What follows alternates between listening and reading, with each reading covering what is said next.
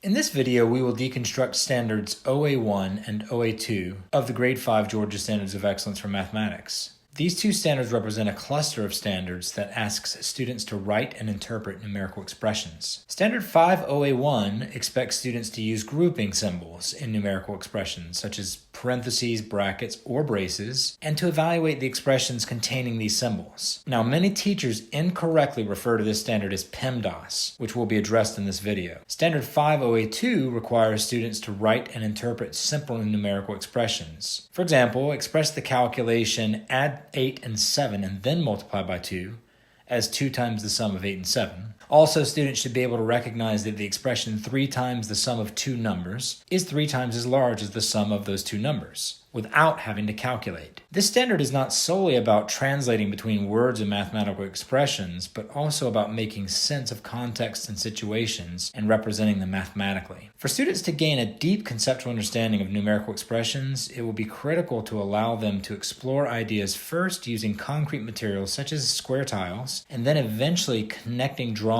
with corresponding expressions and equations. In this example, it is clear that two groups of the sum of 4 and 3 is the same as two groups of 7, or even the sum of 8 and 6. This cluster of standards could be the most misunderstood in all of 5th grade, and here's why. Although Standard 5 OA1 mentions the use of notation such as parentheses, brackets, or braces, expressions should not contain groupings embedded within groupings, using combinations of these symbols.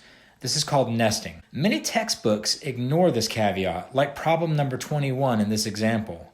This is nesting, which is not an expectation of this standard. In fact, when it comes to how complex the expression should be in 5th grade, the rule of thumb is this: the expression should be no more complex than the simple and common applications of the associative or distributive properties. For example, 2 more than the sum of 8 and 27, or the sum of 6 times 30 and 6 times 7. Anything beyond this level of simplicity is going beyond the expectation of the standard. Last, but perhaps most importantly, the numbers in the expressions need not always be whole numbers. Why this matters? If your school or district follows the state curriculum map, these two standards are introduced in Unit 1 before the study of operations with decimals and operations with fractions.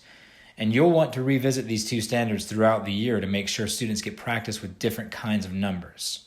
Now, before we jump into the classroom action, let's explore the vertical progression. In grade 1, students apply the commutative and associative properties of addition to add numbers. Check out the video on 1 OA3 to learn more. In grade 3, students applied the commutative, associative, and distributive properties to make sense of multiplication. It is here where students first begin to see the use of parentheses as a grouping symbol in expressions and equations. Check out the video on Standard 3 OA5 to learn more. In 5th grade, students will work exclusively with numerical or arithmetic expressions and equations. In grade 6, they will extend these skills and concepts to algebraic expressions and equations. It's time we address the elephant in the room: PEMDAS. For decades, American textbooks and classrooms have used this mnemonic device to help students memorize a specific order of operations. The biggest problem with the mnemonic is when students blindly memorize and apply it without deep understanding and flexibility. For more background knowledge on this, refer to the article by Hung-Si Woo, linked below. A couple of brief examples how the rigid application of PEMDAS kills number sense and flexible thinking. Consider the expression 38 plus 29 plus 18 minus 28 minus 17. By PEMDAS, we must operate from left to right, which results in several mentally cumbersome additions and subtractions. But look closely. Isn't the difference between 29 and 28 just 1? And 18 minus 17, that's also 1.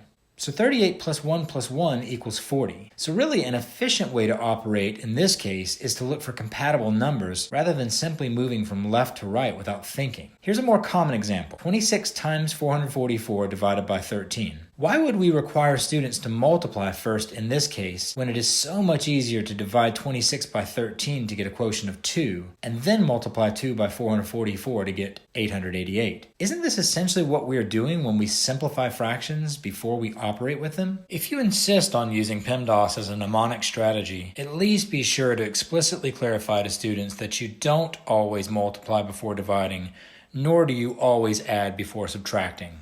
Graham Fletcher's geometric subitizing cards provide an excellent entry point for the topic of grouping with numeric expressions because they draw on prior knowledge and visualization. Listen as this student explains how he grouped the sides of the polygons to count them efficiently. I put here 3 times 6 because there's 3 hexagons. Okay. And there's 2 triangles right here. And these triangles, they have 3 sides. So I put 2 times 3. And I did 3 times 6 plus 2 times 3, and I got 24. So you're telling me there's 24 sides altogether? Yes. Prove it. All right, I'm just gonna count right here. Sure. So 1, 2, 3, 4, 5, 6, 7, 8, 9, 10, 11, 12, 13, 14, 15, 16, 17, 18, 19, 20, 21, 22, 23, 24. Another low-floor, high-ceiling option is Cube Conversations by Steve Wyborny. Basically, students are shown images of three-dimensional structures and asked to determine the total amount of unit cubes in each structure. Just like subitizing in kindergarten, students are expected to group the unit cubes in efficient ways rather than counting them one by one. Notice the rich discussion that ensues when the teacher asks students to make a conjecture about an arithmetic expression for this structure. Can somebody give me a math sentence that works for Braden's model? 14 plus 2. 14 plus 2, that works. Where'd the 14 come from? 7 plus 7. Okay, so maybe you start off 7 plus 2. Does anybody have a different way? Raphael, you have a different one? 7 times 2 plus 2. 7 times 2 plus 2. Interesting.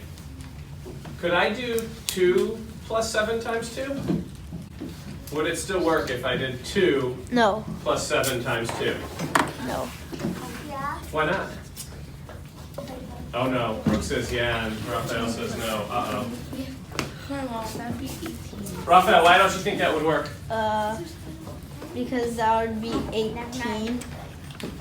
You think it would be 18 then? Yeah. Wait, can you say the question? He's right, because 7 plus 2 is 9, and 9 times 2 is 18. It depends on where you put the If Parentheses? yeah. Depends where you put Because the. if you put it around 2 plus 7, that would be 9 times 2, that would be 18. But if you do it around 7 times 2, that would be 14 plus 2. Interesting, interesting.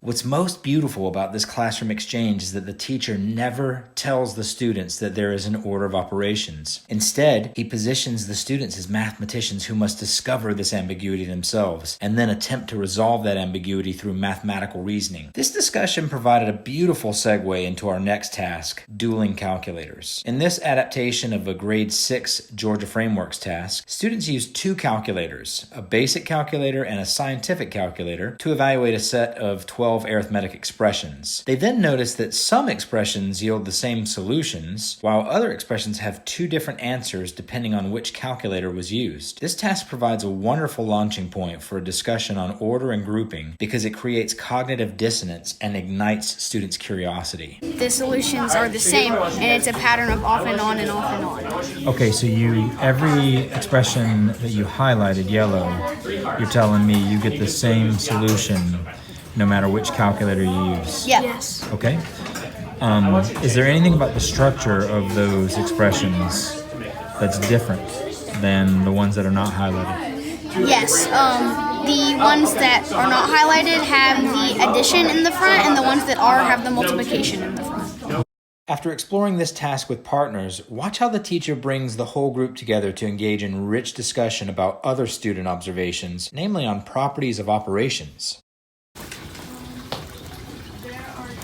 Pairs of 17, 2 pairs of 19, and 2 pairs of 23. Oh, okay, so our totals occurred a few times. Interesting, I wonder why that is. I wonder if anybody knows why those happened more than once. Christian, you think you know why they happen more than once?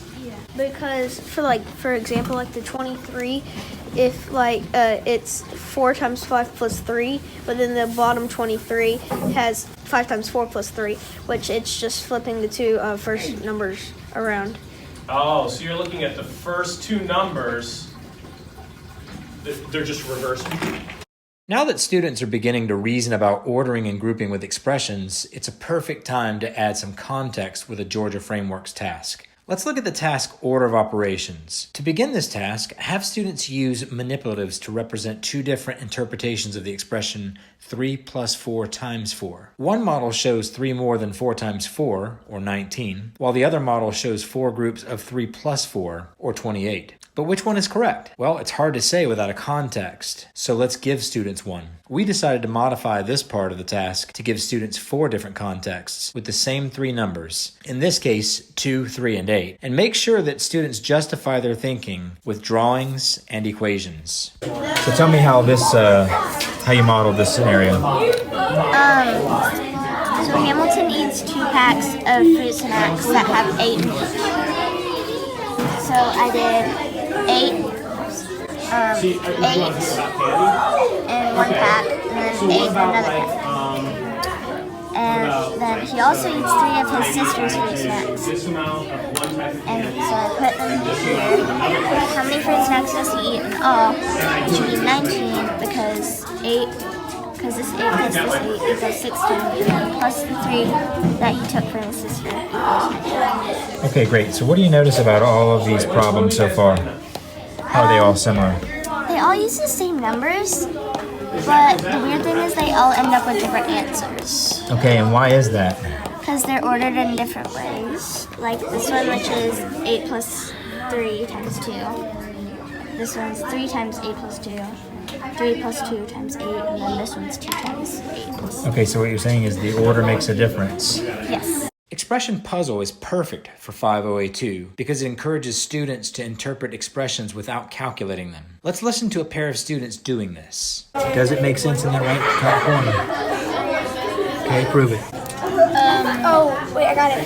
Okay, what? It would be 5 less than the sum of 2,345 and 555 because it would be these two plus each other and then minus 5. Okay, great.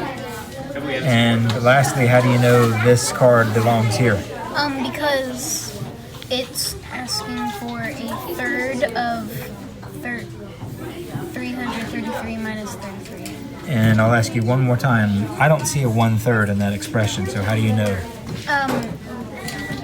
Just like the other two, times 1/3 is the same as divided by 2. To ramp up rigor for 5 OA1, provide equations without parentheses so that students must determine where to place them in order to make the equations true. Check this out. So what do you want the number that's covered by your finger to end up being? What times 3 equals 6? 2. It'd be great if you could make that 2. Now pull your finger away and see. Is there any way that you can make those equal to 2? Group this. Like, 2 times 5 minus 8 would be 2, so you would go like, well, we did this with this one because we don't want to group like all the numbers together, so. Okay. So 2 times 5. Ah, great. Okay, so explain to me what you're going to do now. Or what you just did. 2 times 5, that's 10. So if you minus 8, that would be 2, and then 2 times 3 is 6. Okay, and why did you put the parenthesis after the 8? So that it's clearer that you're not doing this, but you're adding it to What do you mean by these. this? Like, Clear that you're not. 8 times 3. Okay. So Yeah. you're putting that, so it's like that. Okay. And finally, a fun task from the numeracy project, 4 fours. Students must use exactly 4 fours and any combination of operations to make the numbers 0 through 10. so 4 plus 4 would equal 8, 4 divided by 4 would equal 1, and 8 minus 1 would equal 7. All right. For additional support and resources, please visit GeorgiaStandards.Org, where you can find additional tasks, intervention materials, and more.